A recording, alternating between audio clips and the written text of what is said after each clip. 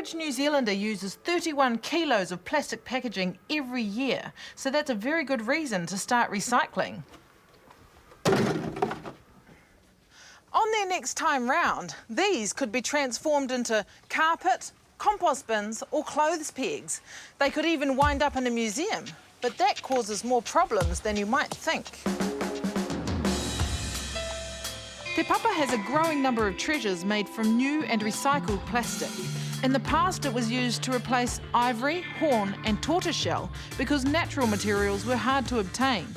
Plastic was seen as a good hard-wearing alternative, and now it's a material of choice in its own right.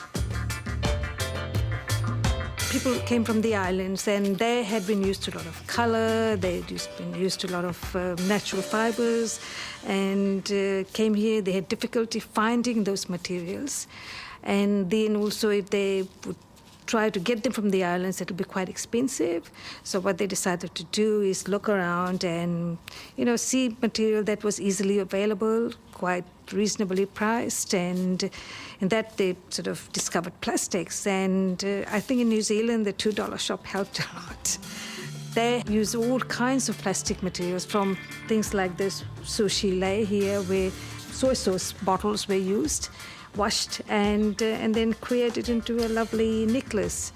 And then over there you can see gift wrap and raffia. And now you'll notice that behind those bows would be the sticky tape, which will of course come off. So that becomes an issue for us, which is not as bad as some of the other problems, because you can always reattach those with using some other material. Sticky tape is one thing, but the Conservators' main issue now is that some plastics just aren't built to last. These hats, what's happening with them?